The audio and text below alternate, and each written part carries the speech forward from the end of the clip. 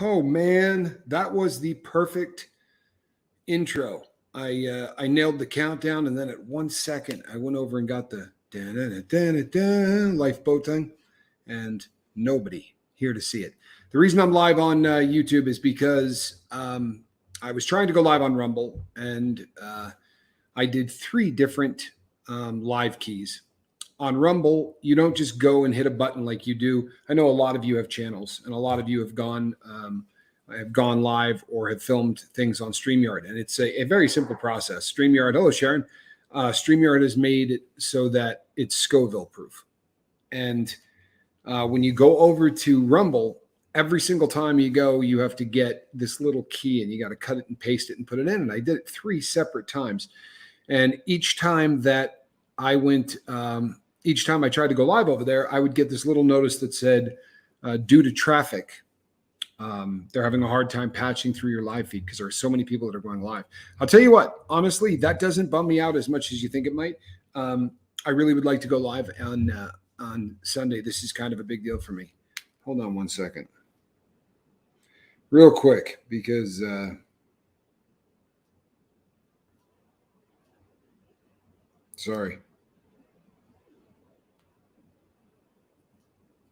Sorry, dead air, right? Professional. That's how you lose. You go from 5 people to 2 people really quickly. But there are people that I want to know that this live feed is up.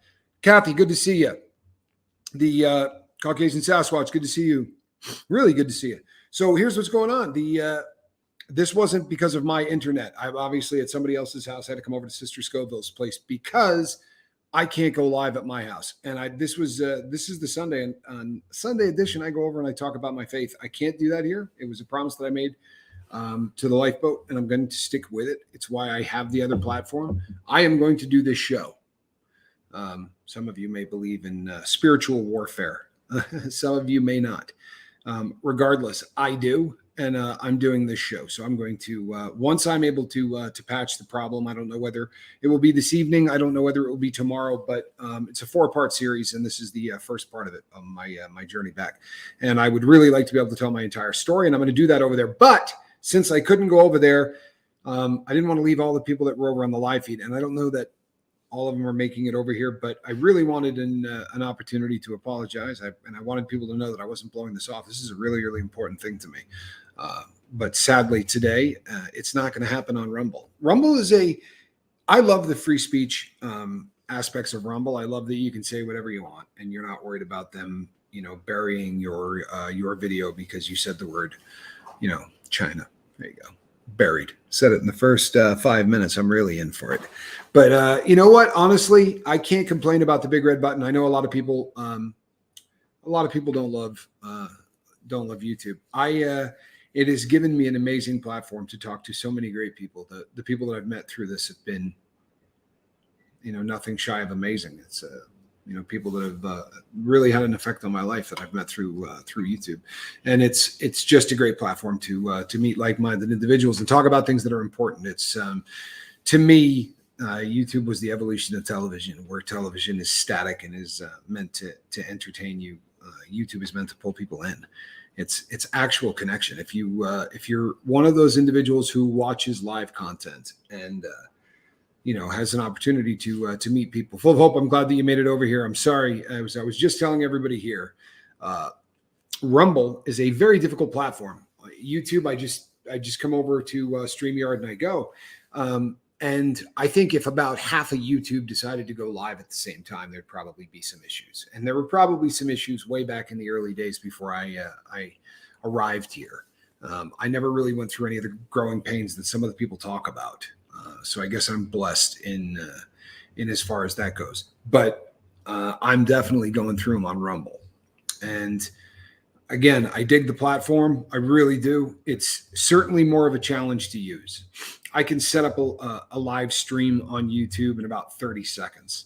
And it takes about 5 or 10 minutes on Rumble. So when you go over there and you get a pop down that says, because of traffic, we're not going to be able to get your live stream going. Can you try again?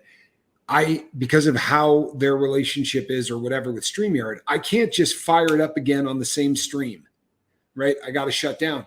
And that means that it's not a matter of just hitting a button again. It's a matter of going over and getting these keys and cutting and pasting them and doing all of that stuff, because it won't let me use the same key twice, which is really kind of frustrating. But that's why we are over here. And I'm not going to do the Rumble show over here. Rumble is my where I can be me and just talk about things. Over here, my focus really is everybody, regardless of where you come from or what your beliefs are or anything else.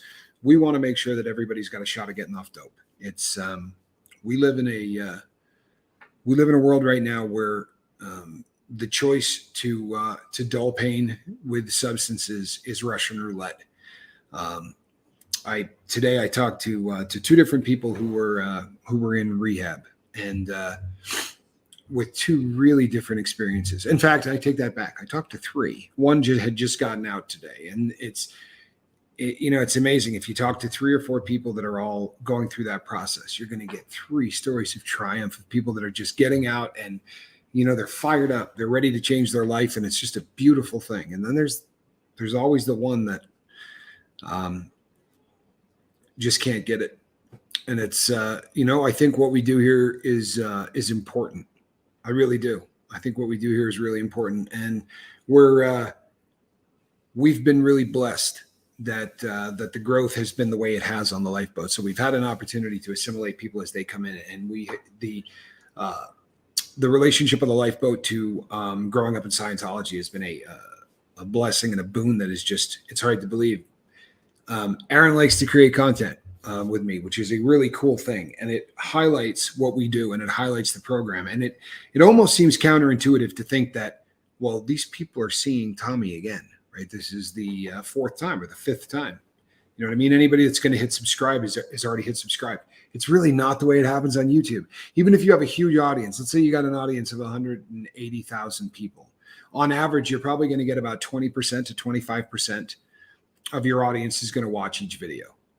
So that's 20,000 of the views. That means that 45,000 of the views are going to be from people that are not subscribers.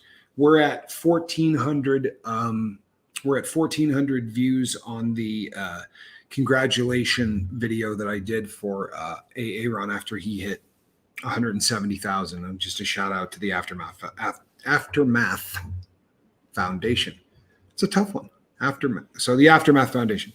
On that video, about 80%, 86% of that video is people who are not subscribers of the Lifeboat, who saw that pop up in their feed. And it's these are things, and the reason I'm sharing this with you is because in the very, very beginning, there was a pledge with Mark and I that we would do the inside baseball thing. We wouldn't really, sort of hide any of the things that we're trying to do, or we talk about the things that we're trying to do. And every time we go on there, we get about 1% of the viewers that see the video are going to hit subscribe over here on the Lifeboat. And it really is perfect because they don't all hit it on the first day. And we get these waves of people, and you, the Lifeboat crew, have been nothing shy of amazing in how you shepherd everybody that comes onto the boat into the spirit of what we got going on here, and sort of bring people up to speed. Every once in a while, we get one that sneaks through the cracks that doesn't get what we're doing, and those people walk the plank, so to speak, and we get back to, but it's been a blessing because it is the perfect growth engine. So often people have come forward and said, one of these times there's going to be a video or something that goes viral, or you're going to get a video that just really takes off, and you get 400,000 or 500,000 views, and so many people are going to come in that it's going to change the dynamic of the boat. We have been blessed in that each time I go on, there's about a 250 to 500 people that show up, but it is spread out over the course of about 7 days. There's a lot that's coming up that I can do some collaborations with, not just Aaron, but a couple of other people. But I promise you, I'm going to do everything I can to keep this thing on as healthy a growth pattern as I can. One of the other things that's coming up that's just exciting as heck to me is that we are, as you grow, 700 or 800 people a month, you get a really good growth spurt. You get a lot of people that aren't just like-minded, but you get people that bring unique talents to the boat. And I've already met people that are putting together some things for the channel. In fact, Carousel Delirium is one of those individuals that's already helping out and doing some things with the channel, and you'll be seeing that. We won't spoil the surprise, but there's some cool stuff that's going on now because people who understand what I do, because I don't. There's a quote for you. Somebody quote that. People who understand what I do, because I don't. Tommy Scoville. I can sit in front of this camera and I can talk about sobriety, and I can do it for a long time. It's a passion, and this is something that I care deeply about. And it's important for me in my sobriety to share stories from my past, and it seems to be helping other people as well, if nothing more than to give them a platform so that they can come here and meet other people in recovery and realize that they're not alone, and start making some really concrete friends that are out of that life. One of the most difficult things to do when you first quit is to have people that you can relate to, because it's very difficult if you've been stoned for 25 years, or you've been on pain medication, you've just been dulled for 25 years, or you've been cranked up. I know people that have spent, a couple of decades with their heart going 105 beats a minute. When somebody leaves that life and they start to try to re-assimilate back in, it's a very difficult thing to relate to people that have never had a buzz. It's hard, and it scares people away from jobs that pay well, and it scares people away from people that could be really key in their life. But we tend to be really intimidated by normies when we first get sober. So it's such an important thing to have group therapy, or to have something like the boat where people can come together and very anonymously talk about some pretty heavy subject matter. I think it's a safe bet to say that there's trauma in the past of everybody here. One of the catalysts for people who are already predisposed to addiction to become addicts is the desire to self-medicate, the desire to put away feelings that make them uncomfortable, make them feel foreign in their own skin. So I'm sorry.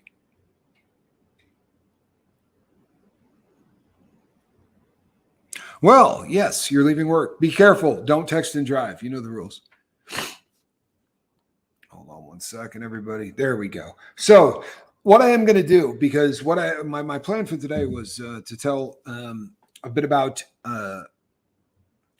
the actual transition period from me going to from being addicted to drugs and getting sober is something I've probably done 2 or 3 videos on, and I've alluded to it in a ton of videos. I had a really interesting email from somebody that said, somebody who apparently is a fan of the channel, because they've seen a lot of stuff, and they said, you don't talk much about the emotion of what was going on in your head during all of that time. And I thought to myself, of course I do. Every single time I talk about it. What I talk about is the suffering of the withdrawal. I started really going back through my head, and I came to realize that I haven't spent a ton of time talking about the emotion, and it's probably important that I touch on it. And since I won't offend anybody here talking about this, I'm going to. When I got stabbed and was taken off of the yard and put into solitary confinement, this is right before I met Q. I went in there, and it's a prison thing. It's a hiccup. It may sound traumatic. It was not a terribly traumatic experience. It really was not, because by the time I realized, first of all, it would be like Charlie Mullins walking by and stabbing me. The guy that stabbed me, I was pretty good friends with. There was never any moment of panic. By the time I realized that this guy had stabbed me, I was 25 feet away from him, walking in the opposite direction. It was a very quick thing, and it just went deep into the stomach, but it was over before it started.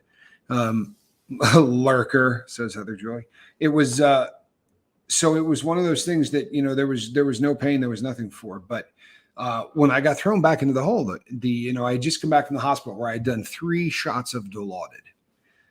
They just kept bringing me painkillers, and I had already gotten high. That was the last day I ever got high in my life. And that was the morning. And I already done, I was smoking it, but I had smoked 4 or 5 good, prison size hits. On the street, it wouldn't have been a good hit, but 4 or 5 prison size hits. So when I went out, I was already buzzed on opiates. And then I ended up in the hospital, and 3 different times I was given an injection for Dilaudid, and I was cooked. It just seemed like, this is another hiccup in the road. And when I got back and I was interrogated, and they said to me, you got to tell us at least what race it is. We're not asking you to tell us who stabbed you, but we want to know what race it was. And I said, you know what? I don't know.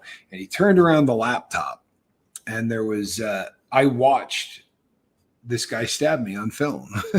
They had a really good up close of it, and he was running it back and forth. Right. So like forward, back. And I'm watching this dude go like this with his hand. And you can see me as soon as he does it, I take my hat off and I put it over my stomach, because I realized, well, not instantly, but right as I realized I had gotten stabbed, I took my hat off and I stuck it on my stomach to try to keep blood from getting out of it. But so he said to me, I know who did it. I go, well, you don't need my help, but they do need your help. Right? Because if it's not cut and dry, as much as you see this guy come up, you don't see a weapon in his hands. You never see the blade. And they just really wanted me to tell on this guy, and it's not really how it works in prison. So I said to him, I can't do that.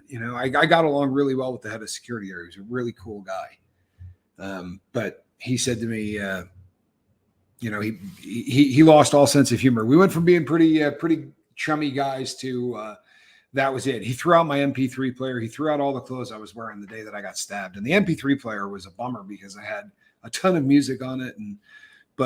So he tossed out my MP3 player, and then he put me into solitary confinement, and he put me in a section of the SHU where no one was ever going to walk by my door. In prison, no matter where you are, there's always an inmate that has to clean up and sweep. And you just go up to the door and you say, hey, you know what? You need to talk to so-and-so. I need the people on the yard to know I'm back here. And you can get things sent back and get packages sent back. And sometimes the guards will actually let somebody do it. They'll bring up like 4 jars of coffee and some, just some supplies for somebody. And they're very good at sealing drugs inside of, like cans of coffee and things like that. As it turns out, the guy that had the yard, the guy that was the shot caller, was sending dope back. But nobody ever walked by my door. There was no chance ever. When I went outside, I was kept in a cage that was 40 feet away from the entire row of cages that everybody was out in. So yeah, there was just no communication. Like, I could scream to people, but as far as like having the ability to pass something or anything else, there was no hope. And that emotionally was crippling. I remember just thinking to myself, how long can they possibly, keep me in here in solitary? Like, they're gonna figure out and charge somebody. And the crazy thing is, they charged the kid who did it. They called him Loco. He was a Sereno. And they charged him with it.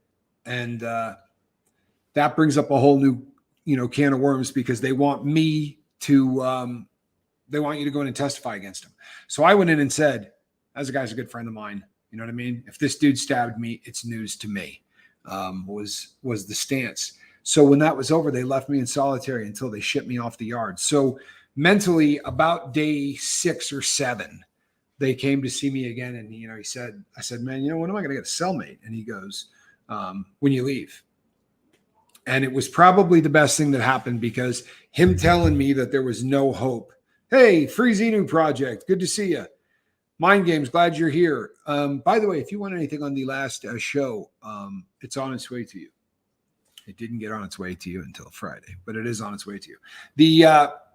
So there I am. And the realization that there wasn't going to be any dope until I left that yard. And that sometimes can be 3 or 4 months. So I ended up getting sent to FCI Tucson, or in the same city that I'm in now, which was at the time one of the greatest yards in all of the Bureau of Prisons. It was safe. It had a library with maybe 5,000 or 6,000 movies in it. And a lot of them were documentary stuff, and it was a great place to do time. It really was. It was a fabulous place to do time. But when going from one to the other, and when I got to that yard, it was one of the most bizarre things, because I can truthfully say I was never anywhere in the BOP where there wasn't dope.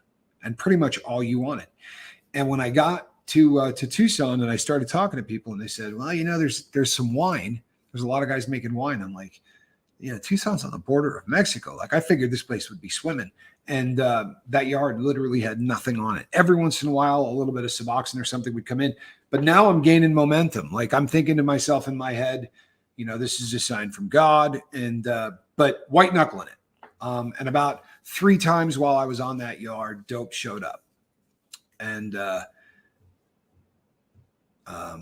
in each of those occasions, it was my kids that kept me sober. I didn't know anything about. I didn't understand like the true concept of what it even meant to be sober at that point. I had been to meetings, I had heard a bunch of stuff, but the concept that you could be happy. I believed that people got sober, but in my heart, I did not believe anybody was happy that way. I didn't believe anybody that was a daily drug user could stop doing drugs and have a productive and a happy life. Sounds nuts, right? But that's really where I was at mentally. That was one of the biggest struggles for me, was the concept that, well, the fun's over, right? and that really was sadly where my head went and stayed. So here's the crazy. So this is the road back, right? So I'm at Tucson and I'm getting visits. I got family in Tucson, and we went down and took a drug test at a place called the Metal Shack. So the units that you live in have a walkway that takes you to everything. And as you're leaving that unit, you have to go through the Metal Shack, and that's where guards are and everybody else. And they called me for a drug test at like 7 or 8 o'clock in the morning. And I went down and took the drug test, and the guy pulled a little strip off of it and he went, "You're good." And he threw it in the trash. And I went about my day. At the time, I was pushing around a guy that used to be the head of the Colombo crime family. No joke. It was a pretty wild, it was a wild time because he was funny to listen to. But so I'm pushing this guy around and doing my thing. And I came back to the unit at about 10 o'clock in the morning, right after breakfast and rec time. And my cellmate said, "They're looking for you at the Metal Shack to take a drug test." And I said, "I already got that message. I took the drug test like 3 hours ago." He goes, "No, man, they were here like 5 minutes ago." So I walked down to the Metal Shack and I was like, "You need another drug test from me?" He goes, yeah, you're on the random list too. So they have something called the hot sheets. Because I had failed drug tests, I was on the hot sheets. But I was also getting hit for a random. So I peed in the cup again. No problem. This is 2 hours after the last one. And the guy pulls the label off. He says, "You're good." And then 2 weeks later, I got called down to the lieutenant's office. And he said, "You failed the drug test?" I said, "The hell I did." And he said, "You failed a drug test." I said, "What did I fail a drug test for?" Well, he had thrown everything in the trash, and they came back and told the guy that you need to pick like 3 or 4 out of the trash and send them off to random. Well, you're supposed to put a sticker on the top of your cup, and you're supposed to sign it yourself.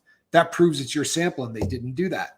And I actually ended up winning this appeal. But by the time I won it, I had been shipped off to another yard, and my custody level had been raised, and all kinds of other things that just made it really kind of a pain in the butt. The next yard I went to, there was dope everywhere, but I met Q there. So that was really the start of sort of the journey home. And there's really a ton of really heavy stories that I was hoping to share on the other channel, and I will absolutely share them on the other channel, because there was things that were going on that I don't know that you could call anything but divine intervention. There was some really incredible things that happened, and then some stories that are just sort of poignant. We talked about cars. I've talked about this on the show many times, how you have individuals who run a specific car. So everybody from Las Vegas, that's a car. Everybody from a specific gang would be a car. People from a state that isn't a large state because very often, like if you got a Nevada car, the Nevada car could be broken up into, Northern Nevada, Southern Nevada. You got a California car, you're most assuredly having a different cities will have their own representatives. And it gets kind of confusing as hell. But that rep's job is also to take care of anybody that's coming in. So when you walk into prison and your paperwork's good and all that, I'm a white guy, right? Or in the parlance of prison, what they call a peckerwood, which means I'm a white guy, I've got good paperwork, but I'm not affiliated with any gang, just a wood. So you would have a team of people that come up and they say, here's basically a welcome kit. And it's usually a pair of shower slides so that you can take a shower. You never go in the shower in prison without shoes on. You have to wear, and then seriously, they'll beat you up for it. It's just considered really bad form, and you do not do it. So they'll give you some shower slides, some, probably a radio to use, if not keep, because none of your property gets there for probably a month. So they always have a care package ready to go. And I was in prison, and this guy came in, and he was a black dude, but he was from Jim Webster. Good to see you. No, I will be, Jim. I absolutely will be. It's late. Tonight is the night I leave. So this gentleman comes in, and he's from a part of the country, but where he isn't well represented. There's no rep for his state or his city. So there's no welcome kit. And the black guys, normally, if the guy doesn't have a car there, then the whites would just take care of whoever he is. If he's from a town that, you're from West Virginia and there's nobody on the yard from West Virginia, then we'll just pull you over to a table and treat you sort of like you're one of us. But this guy was grumbling in the hall, talking about, he said, this is the first place I've ever been in my life where nobody gave me a package when I got here. He's like, I don't even have slides to wear in the shower. He's like, how in hell am I supposed to take a shower? He said, this is a broken system. And I don't know. It was one of those moments, because the guy that was the rep for the white car for the entire state of Utah said, he's like, you know what? I got a pair of shower slides. He's like, they're for white dudes. He goes, but you can have them, man. I don't want you not having the ability to take a shower. And in about 5 minutes, I don't think there was a person in the room that didn't give this guy something. And it was, nobody said anything. We all just sort of looked at each other, and one by one, everybody peeled off. And there was a guy that came out, and he's like, I got a radio. There are no headphones for it, but if you could score some headphones. And the guy's like, I got backup headphones. But to watch two different races, because this isn't done in prison, and to see a group of white guys rally to get this guy everything that he needed in there was, you see these brief flashes of humanity, and they happen so infrequently that when they happen, they're epic. They really are. They're epic. There was this youngster when I was in Oregon. There was a youngster that was there, and when Christmas time came, he got a bunch of white construction paper, which he taped to the inside of the wall of his cell, and he drew with colored pencils a fireplace, and he had a hearth, and he had and he had stockings, and he had the whole shooting match, and he just started to buy some stuff and wrap it. And he'd wrap it in newspaper, or he'd wrap it in anything that you could, pull off and make look like wrapping paper. And he just put one thing under that little. He had a fake tree on the wall. Hey, Goddess Divine. He had a tree drawn out and cut out and shaped that he put on the wall, and then he had cut out decorations and made a big day of decorating it. But what was funny was, over the course of about 20 days, because he did this the first week or so of December, but by the time Christmas rolled around, the pile of presents underneath this tree was just ludicrous. Everybody in the unit just thought, wow, holy crap. You know what I mean? People are taking the time to do this. And it started again as a small little ripple. And pretty soon the entire place was wrapping things in and exchanging gifts. And it was just, again, a tiny flash of humanity in a place that very often sort of pushes that out of human beings. It's something that I find, it may be one of the top 3 reasons that I'm so fascinated by AA Ron and the Church of Scientology. The people that enter the SEAL organization are, for lack of a better term, prisoners. I mean, yeah, they get outside in the city and they can buy some cigarettes, and once a year they let them do beer and cheese and things along those lines. Right? There are some things that make it obviously a little bit better than prison, but there are some things that make it worse. The one thing that they didn't take from us, I mean, we had constraints. You got walls around me. You got all kinds of things. You got doors that lock, and you tell me when they're going to lock. Well, my free will was still mine.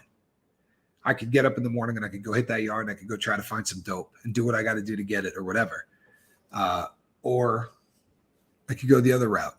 But I own my destiny. And when you hear the stories of the people in the Sea Org, where they're not just telling you what to do every day, they're telling you what to think every day. and they're literally hooking a machine up to see if, you being really honest with what you think, because we have a device that can test galvanic response or whatever it is, 1/3 of the lie detector test, with the e-meter. And I think it's fascinating. And, for a guy like Aaron to be in there as long as he was, and to come out and be the cat that he is, it reminds me a lot of a convict. It reminds me a lot of a guy that endured that and came out a person with a good sense of humor and a smile on their face. It's a rare thing. It really is. Prison destroys a lot of people. I know. I get more comments if it's a comment about prison. I get more comments about the fact that someone will say, I know a person that went to prison, but they're, it destroyed them. They've never been the same. And I've never been the same. I assure you that I was absolutely never the same as, after prison. It completely changed my life. Fortunately for me, it changed it for the better. You know what? Full of Hope says, how creative, God love him. I'll tell you something. His name was Aaron, and he's not doing a life sentence or anything else. He's a bank robber. So he had good paperwork and everything else. Freezinu says, comment, I completely agree with you, Tommy. It's mind control. Maybe at a low level from what I know of prison, it can change your mindset, but you don't get controlled on how you think. Freezinu, you know what's crazy? I'm glad you said this, because it makes my mind begin to perk. Let me see if I can get that back up there. There we go. The people who really lose it, in my opinion, the people who are really, truly destroyed by it, sign up for that. They go in and there's that level of fear that, what if you've ever seen a prison movie, you're either you're getting assaulted sexually or you're getting stabbed. That's every prison movie that's ever been made. So that's what's in everybody's head before they go in. Whether you're 6'2" and 230 pounds or you're 5'4", you're going in with a preconceived notion of what prison is, that you're going to have to fight. And, there's a lot of realities about that place that are unpleasant. And unlike a lot of things in life, there's really no option. You have to do it, and you have to try to get out of it with some semblance of who you are, or better yet, a better version of you. But some people who get in there, they don't shake the fear after the first day, or the second day or the first week or whatever it takes, but they don't shake that fear. And they find themselves continuing to worry about when someone's going to get them. And those people very often sign up for a form of brainwashing. Very often these people join a prison gang, and, anybody that's been in a prison gang and is out would probably agree with me that it is absolutely just another form of brainwashing. Almost in every case, these are people that didn't have a dad. They come from broken homes, and there's never been a male role model. And now all of a sudden, there's a guy who's, he's 35 or he's 40, and, he's got some crime that inmates look up to, and he's covered in tattoos, and he's got swastikas, and he's just this huge, imposing figure. And the guy goes over and puts his arm around the kid and says, don't worry about it. We're not going to let anything happen to you. As long as I'm here and you're here, we're going to keep you safe. My brother, Jim Webster says, my brother-in-law gave the church 2 houses. And I know Jim. Jim and I are friends. We lived close to each other in Nevada. And he told me this story. It's amazing. I was watching a documentary the other day, and a guy said, they called me and they wouldn't get off the phone until I gave them $250,000. And I thought, good Lord, this is a church. Wouldn't get off the phone until I gave him $250,000. It was absolutely insane.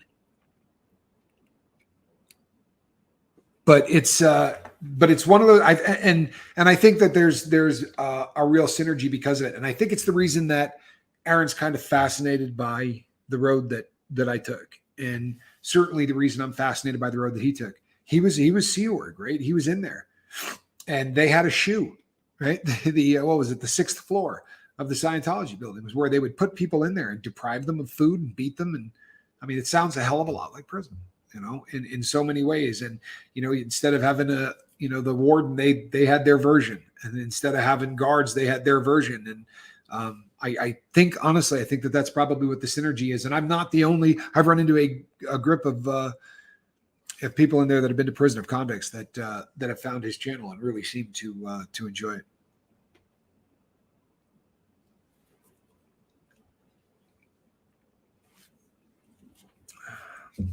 But that's, yeah. And I think Free Zeno, Jim was talking about the Church of Scientology, the Garden Gnomes cult. You know what? I don't know. It's probably not mature, and it probably doesn't make me a great person. But I do really like the fact that David Miscavige is 5 feet tall. I don't know why. I just I think there's something South Park about the fact that the leader of this entire huge, huge cult, the leader of this cult is 5 feet tall. I just think it's absolutely hysterical. Maybe that makes me a bad person, but. Yeah, Free Zenu says that's horrible, Jim Webster. Sorry, man. This really is and once again, the parallels. I'm sure drug people go, "What is he talking about?" This, number one, it has been such a great vehicle for the channel, but there is a tremendous amount of synergy kind of between the two. Tommy, he's 4'13". If that is the case. Yeah, full of hope. Exactly. They have a cool word for that, and I can't remember what it is. My friend Jack used to remind me every time we were together.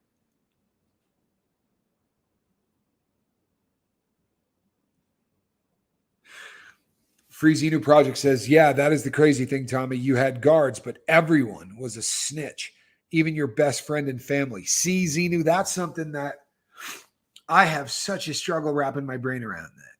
Right? For me, that is the hardest thing to swallow of that entire situation. Because, you have them in the joint too. You're never going to be in a unit that there's not somebody that is living a whole lot better because they tell on everything that happens. So this is the way it happens there. I've told everybody that people spend stamps, right? So what happens if a guy's walking across the yard, and he's got a watchman's cap, and he's got, say, $700 or $800 worth of stamps in it, and he's going to see somebody to either buy dope or a ton of booze or whatever, because that's about the only thing you would be spending that much money on in there. But if he gets caught going across the yard, he has to go through 2 metal detectors. Sometimes they randomly grab someone and pat him down, and if they see somebody with a hat, sometimes you go slow, right through, and sometimes you don't. But if you get caught with that and they take $600 worth of stamps off you, what happens to those stamps? They go to the lieutenant's office. And there are people who tell the lieutenant what's going on, and those stamps come back to the yard. It's a really funny story. I was at the Federal Correction Institution at Victorville. And, there's only so much cash on the yard, right? So this is the representation of money are stamps, because they do have face value and you have to actually buy them. So it becomes the fiat currency on the yard, but there is a finite amount of it, right? There's only, even if somebody's buying stamps every week, you're only putting maybe 20 or 30 more into the, into the circulation. So as these books break up and they get put into stacks, right, that are one book, 20 stamps or 10 stamps, depending on the yard. But people mark them up because no one's ever going to use them as a mailer. So sometimes you'll see like someone will write Go Jets because it'll be during football season or whatever. But there was a guy that used to put very distinctive marks on all of his stamps, all of them. And at the time, the stamps all had a Purple Heart on it, right? All the stamps in the U.S. had the symbol of the Purple Heart. And this guy would put a teeny little mark on every Purple Heart. And the reason he did it was exactly why he got caught with a ton. They took all of these stamps out of his cell and had cleaned him out, basically. And he started to build back up and everything else. And, I don't know whether it was 3 months, 4 months later, but a guy came in to buy like $300 worth of dope from this guy. And he did it with marked stamps. And apparently when he got caught with all those stamps, he started marking all of the other ones differently. But it was the crazy thing is, it wasn't rock solid evidence. There could have been guys that he bought tacos from. There could have been, but it ended up getting somebody removed from the yard, because within a matter of days, people started, talking about the fact that this dude's a rat. This guy tells on people, and see, in prison, that whole snitches get stitches thing is actually pretty damn real. Like, if you start telling on people, the day is coming. You're going to get caught, because even the person you're telling to doesn't respect what you're doing. And at some point, they're going to talk to some other snitch, and they're going to say, that dude is the one that told on such and such. They always get caught. It's just a matter of when. What happens when a snitch gets found out? It depends on where a snitch gets found out. If you're in an FCI, they're gonna get some crash test dummy, some youngster who, remember that guy, that story I told you earlier, with a big 35-year-old put his arm around the kid and said, we're going to take care of you. Now he says to the kid, it's your chance to put in some work. I'm going to send you over with 3 or 4 other guys, and I want you to hit this guy in the head with a lock in a sock. They put a padlock inside a sock. They stretch it, right? Then the kid goes out, spins it, and hits the guy in the head. Guaranteed cut. Big one. Lots of blood. The kind of stuff that makes prison gangs really excited. They like watching stuff like that. So that's probably what would happen on an FCI. At a USP, there's no telling. Like, the popular thing for a long time, and you don't see it as often these days, but they used to cut guys that ratted on the sides of their lips. It was a very symbolic thing in old prisons, where if a guy had big scars cut near his mouth on his face, he was usually somebody that couldn't keep a secret. Yeah, it gets pretty. It's a brutal environment. It really is. 9 days sober tomorrow, Brandon. I think you're more than that. I think you're more than that, brother. I really do. I think that wasn't even a full stumble, man. That was like you started to stumble and you put one foot, one hand down, and you were good. But you still see people in the system from the old days, guys, with those cuts. You see them all the time. Yeah, congratulations, Brandon is right. And if we're going to be honest, people, and you've been on the boat for any length of time, you know that he had a lot of sobriety under his belt, and he didn't go full relapse. He caught himself in the process and jammed on the brakes. Said, I'm not going to go back and do this. I think he got longer than that, man, in my opinion.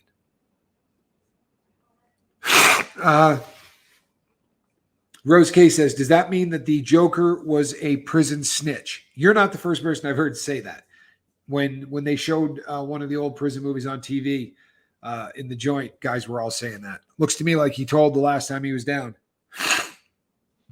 I once saw a guy in Phoenix. I was in the shoe in Phoenix. There was a kid in there. He was like 22, 23 years old. And he had tattooed clown face, the lines through the, going up and down the eyes. Looked exactly. Jason Nordwell says, almost a year sober. How damn cool is that? You know what I need? I need my participation trophy, and I do not have it. That is frustrating. There's nothing worse than when someone really deserves that trophy, and I don't have it in my hands. Congratulations, Jason. The Joker was just bag of cats crazy. And bag of cats crazy probably doesn't get used in society often enough. That, my friend, is a great expression. Then I'm over 60 days sober. I would say this, Brandon Calloway. I would say, you know what? I quit drinking 60 days ago. I had a mouthful of booze and decided I was going to pump the brakes, but yeah, I quit 60 days ago. One little hiccup. That's really what the truth is. That whole starting over on things like that, I don't know. Doesn't make a lot of sense to me. If you were 4 years sober and you decided to spend 3 weeks drunk, I would still probably say, you know what? I fell off the wagon for about 3 weeks, but I started to try to get sober 5 years ago. I don't like the idea of, all right, I got 1 day of sobriety. You sound like it really gives the person who's hearing this a completely different image of you, right? Like, maybe he's not even really getting sober. I mean, he's got 4 or 5 days. Come on, man, have a couple of beers. What difference does it make? You start again tomorrow. It's not like you got a lot of time in. It's a different mindset to everybody you communicate with. If you start telling people instead, you know what, 60 days ago, I quit drinking and I feel good about it. There was one stumble along the way.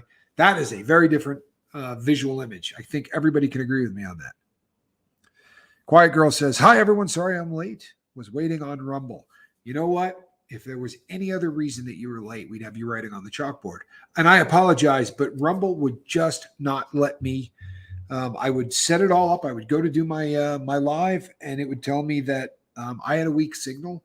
No, it would tell me that the weak signal was everything that happened in the last 2 days. Weak signal to no signal. This time it was completely the fault of the platform.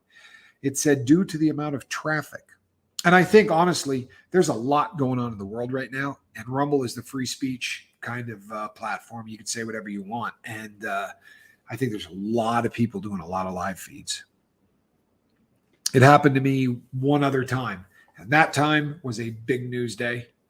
There's been a lot going on with the government these days, but you all know that. I'm not going to talk about that.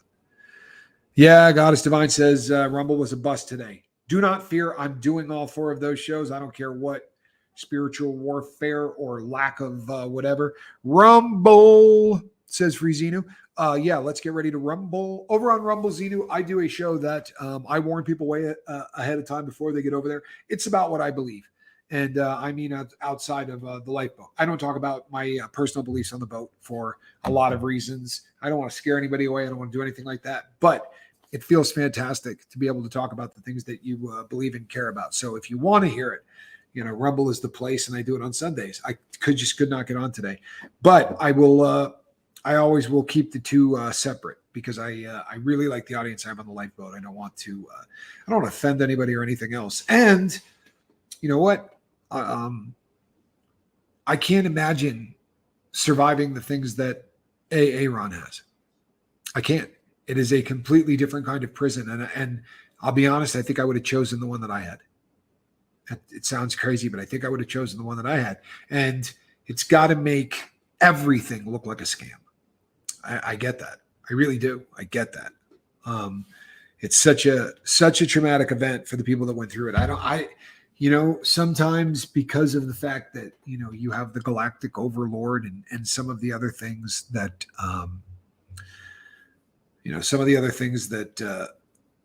that just seem so out there and so ridiculous that a lot of times people laugh at Scientology. And you know what? South Park does a great job lambasting them, and those shows are funny as hell. And they get a lot of shows take shots at them, and it's funny. The trouble is when something becomes funny for so long, it almost knocks off the horrific corners. And that religion's horrific. And what they do to people is horrific. It really is. I think what got me the most was seeing Aaron on the Aftermath show breakdown about losing his brother. Yeah, rugged. If you haven't seen that, people, that's heavy. It really is. That's heavy. What they do to families is, it's Marquis de Sade kind of stuff. It really is. The Hobotographer.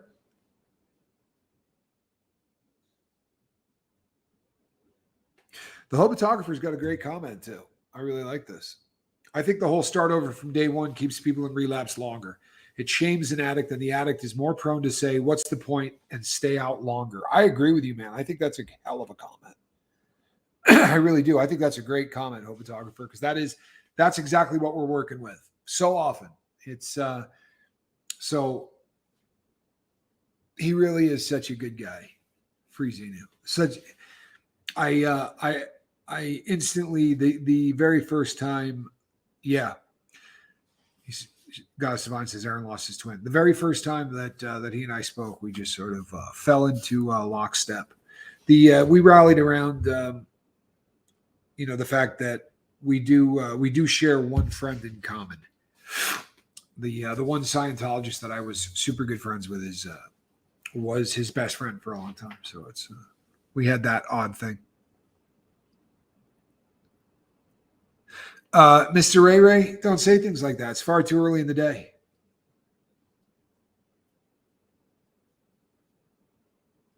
He says, I don't think it's going to knock your power out today. Yeah, I wouldn't put any money on that. I really wouldn't. But the Hobotographer says, hello, y'all. I love you. I stayed drunk for 5 years out of shame. Yeah. And it's a great point. It really is. It's just one more reason. It's one more. It's a beautifully stated one of the reasons that I don't like it either. I don't like the whole, well, I was 5 years sober and then I drank once, so now I'm 1 day sober. That's just asinine. It really is. In my opinion, that's asinine. And I like celebrating victories. I really do. I think it's cool, but and I'm all about owning the mistakes, but it seems to me to be a bad idea. Chris says, Captain got to get a generator, and Chris ain't playing. But currently the big problem is my internet. Isolation is the worst thing for an addict, says Jason Nordwall. And that, people, is rule 101, right? Rule one on the basics is that if you are isolating, you're in deep trouble. The opposite of addiction is connection. The opposite of addiction is connection. I am now 17 days in on my Klonopin cut down. How are you feeling with that, quiet girl? If you've never come off of a benzodiazepine, it is not an easy it's not an easy step down.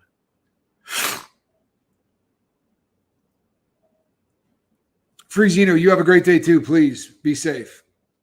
And thanks for stopping in. 17 days in on a Klonopin cut down. Really curious to hear, Karen, what that's doing to you, because that's tough. It really is.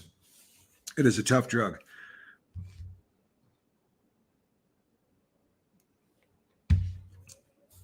You know what, Xenu, before you go, I watched that video of L. Ron Hubbard talking about Xenu, and I believe he says with an M.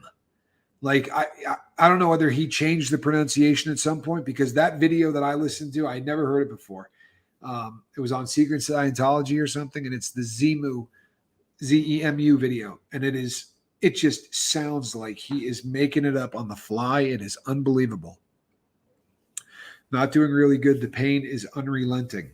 Quiet girl, that's probably going to be the case as you walk down the prescription. I would be asking, and I know the doctors suck. I know you don't have good ones, but anything else that you can do, maybe some non-steroidal anti-inflammatories. They probably have you on some NSAIDs anyway, but if you can keep inflammation down, it always helps with pain. But right now, a lot of that is going to be psychosomatic, which means it's real. I'm not saying it isn't real. It feels the exact same way, but there's nothing causing it other than the fact that your brain is angry about you cutting down. Buy rice, everyone. India just cut the world off of 40% of the world's supply. Well, I'll be darned. I did not know that. My daughter is going to blow an O-ring. That is probably 90% of my daughter's diet. She is an absolute, she is a weirdo when it comes to eating that. Zemu is from a 1960 Marvel comic. No joke. Well, that's exactly what he says, though, Jason. You really got to hear him say it. It's even written out as Zemu. Blow your nose, Tommy Siegel. You know what? If it were that easy, I promise you I would do it. I am stuffed to the point where it's awful. I don't know what's going on with me, but it's been really, when it blows up these storms, I actually get warnings on my phone of the particulates that get blown around in the air. It's just been awful, but I apologize. People are panic buying. Hold on one second. I got to scare LRH just dropped the M. There you go. That makes sense. I don't know if you've heard, but there is a shortage of rice apparently now. 40% of the supply, Moscowville. So start budgeting rice. Frightening. I think I prefer, well, Jason, yeah, he says LRH dropped the M, but in that video that I watched of him, he kept the M. He was saying Z-moo over and over again. And, I know everybody says Xenu, but it was strange. But I'm telling you, you want to see a creepy video, you should look it up. Just go to Secret Scientology and look up Zemu video. You'll see it pop up. As soon as you start typing in Zemu, it's going to come up, or Xenu. Rose, did I miss Rose? Let's see something here. Let's see. I'm sorry.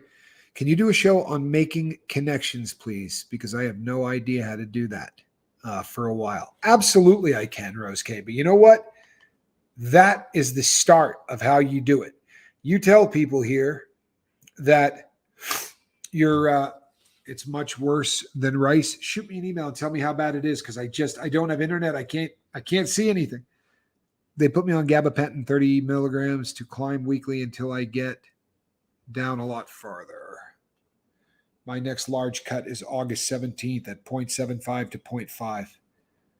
Yeah, and a quarter mil. That is a cut too.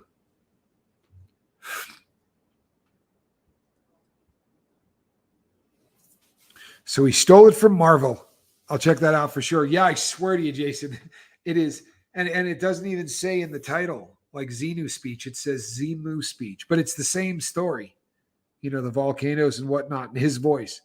And I swear to you, there's a couple of times he just sounds hammered. Ray, quiet girl, I'm God. Oh, just saying hello. You know what? I talked about this in my video the other day, but when I started doing some deep dive, his son is quoted as talking about all of the drugs that he did. That guy spent a really good amount of his time getting wasted. I wonder if India is holding rice because of the Russians' war with Ukraine, bombing one of the largest suppliers of grain and causing starvation, famine in Africa. Mr. Ray, there's a lot of really horrific things going on. People, do research. It's not my channel. It's not what I talk about. Don't want to bum anybody out. But if you're not prepping a little bit, you're probably making some mistakes. There are some great prepping channels out there. You should go check it out. As a responsible human being, having a few days, a few months, a few weeks, whatever you feel is comfortable as a backup in case something were to cut down on the food supply or anything else, it's just smart. It's just wise. It's just something that everybody should do. It doesn't mean, I'm not telling you to have 25 years worth of anything or go live in a hole in your backyard, but it's just responsible to have more than 2 or 3 days of food around. So get some stuff put up and check out some of the other channels out there that do it. There are some great channels. There are really good preppers who are here. You'll see some names of some prepper channels that watch the Lifeboat. Rip Curl's a great channel you can check out, but it's time. It really is. It's a really important time. Full of Hope says, remember, even if you don't eat rice, those who do eat rice will swap to pasta, etc. It's going to change. Yeah, absolutely. Maybe Church of Scientology is buying up all the rice. I wonder if beans are hard to find too. Apparently, the Church of Scientology feeds a lot of beans and rice. That is something that people, everybody talks a lot about the fact that the Church of Scientology is getting you your protein through beans and rice. Apparently, not a lot of steak. Although you do get a burger day. See, all of these things sound so much like prison. We had every Wednesday in the federal system, and it's been that way forever. But you get a cheeseburger on Wednesdays, and people get very excited about it. And you get a whole piece of chicken on Thursdays, and people get very excited about that. It's the same every single week. It never changes. Taco Tuesday, right? You know when everything is coming. Don't panic buy, just shop normally and pick up a couple of extra items every time you go into the store. It's a great idea. Full of Hope says Patriot Nurse. If Full of Hope is endorsing Patriot Nurse, I think that's probably good enough for me. I put a decent amount of stock in her knowledge of the subject. I buy 4 times 100 bags of rice and 3 times 80 pounds of beans a month, says the hobotographer, which means I'm heading to his place. Holy mackerel, that's enough food to feed an army.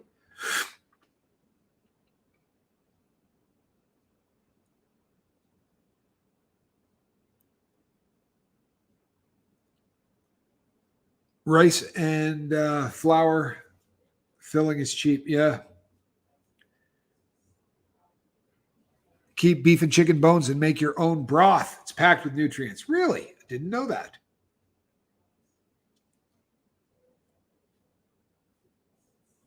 Miss Dragon's got the right idea.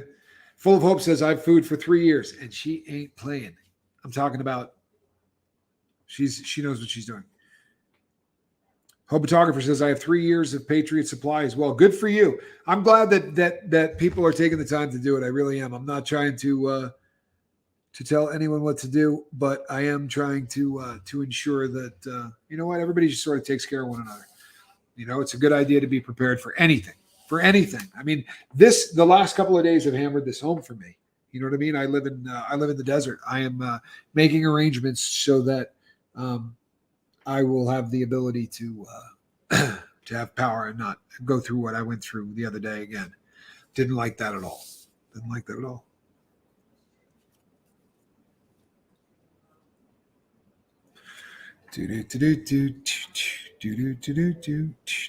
Green Acres is the place to be. Sorry, hold on one sec, people. I was trying to find something, and I'm not doing a good job. So I am tonight's host of the Lifeboat, and I am going to be going live on the Lifeboat in 30 minutes.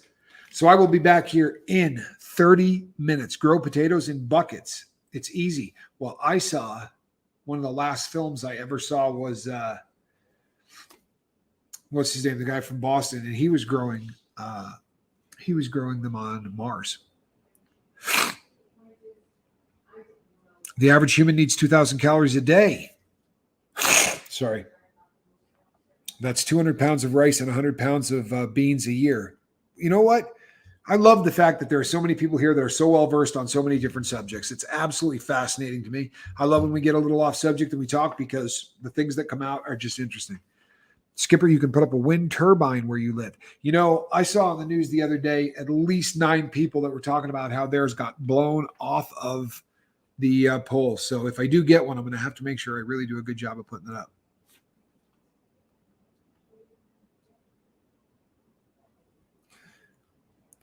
What on earth is Green Acres? Green Acres? That's Zsa Zsa Gabor. That was the show that she did way back in the day.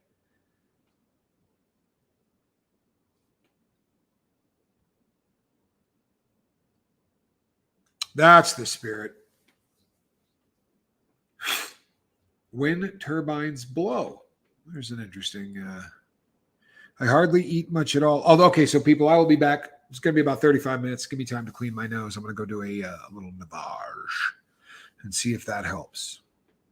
Full of hope. Don't roll your eyes at me. It was an excellent show. Green Acres is the place to be. Farm living is the life for me. I simply adore a penthouse view. I love you, darling, but give me Park Avenue. Great show. Great song. Good stuff. Don't you laugh at me. All right, peeps. That's the end of the show. I will see you all at the top of the hour where I will be doing something a little bit more serious. But it will be fun, I promise. And why? Because I'm fun, darn it. Huh? A vertical wind turbine. Does that mean the wind has to blow up? See that? Baby, I love you, but give me that countryside. Shimmy knows. Arnold, the pig. See, look at this. There are fans. Look up how to build a gasified. It runs your engines off wood pellets. Yeah, you know what? Send me an email because I won't remember that. I used to have a memory. I used to have a good one. You'd be really surprised at how good my memory used to be. But the old gray matter, it ain't what it used to be. It ain't what it used to be. It ain't what it used to be. Now, Full of Hope says, must have been only in the USA. It was Ava Gabor? Thank you, Mind Games. I thought that was Zsa Zsa. It was Ava Gabor. I stand corrected. Thank you. Well played. I used to watch that show on Nick at Night. Yeah, it was a pretty popular show. It really was, and I enjoyed it. I watched it growing up, but I think when I watched it, it might have even been live. I'm that old. All right, people. I will see you at the top of the hour right here on the Lifeboat. God bless.